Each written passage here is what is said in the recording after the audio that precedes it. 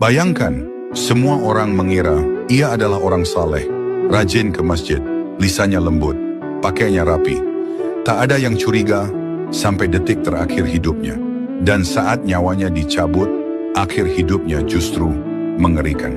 Ia dikenal sebagai orang baik, syalatnya terlihat khusyuk, nasihatnya sering dikutip, bahkan doanya diminta banyak orang. Jika melihatnya, orang berkata, andai aku seperti dia. Padahal tidak semua yang tampak suci benar-benar bersih di sisi Allah. Rasulullah bersabda, sesungguhnya ada seseorang yang melakukan amalan ahli surga menurut pandangan manusia, padahal ia termasuk ahli neraka. Di balik kesalehannya, ia menyimpan sesuatu. Amalnya dilakukan agar dipuji. Ibadahnya berat jika tak dilihat. Lisannya lembut, tapi hatinya penuh kesombongan. Ia merasa lebih baik dari orang lain, meremehkan yang jatuh dalam dosa, menikmati sanjungan manusia, dan yang paling berbahaya, ia merasa aman dengan amalnya. Allah berfirman, maka janganlah kamu menganggap dirimu suci.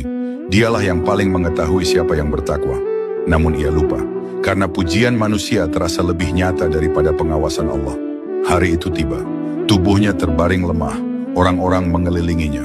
Mereka yakin akhirnya akan indah. Namun sesuatu terjadi saat diminta mengucapkan La ilaha illallah. Lisannya keluh, wajahnya gelisah, napasnya tersengal, matanya liar, seakan melihat sesuatu yang menakutkan. Ia tidak mengingat Allah, yang keluar justru kata-kata dunia. Rasulullah bersabda, seseorang akan dibangkitkan sesuai dengan apa yang ia cintai. Dan saat itu, yang paling ia cintai bukan Allah.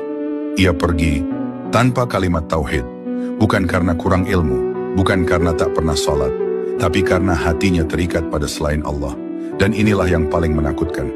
Orang-orang yang terlihat saleh seringkali tidak merasa perlu memperbaiki niatnya. Rasulullah bersabda, sesungguhnya amal itu tergantung niatnya.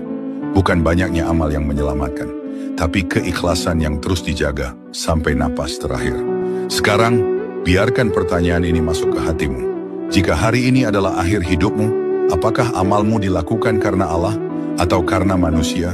Kesalehan yang dipamerkan tidak menjamin akhir yang indah. Yang menyelamatkan adalah hati yang takut kepada Allah meski tidak dipuji siapapun. Jika kisah ini membuatmu takut, tulis di komentar, ya Allah, luruskan niatku dan jangan engkau serahkan aku pada diriku sendiri. Dan bagikan video ini, mungkin ada satu jiwa yang terlalu percaya pada amalnya dan Allah ingin menyelamatkannya lewatmu.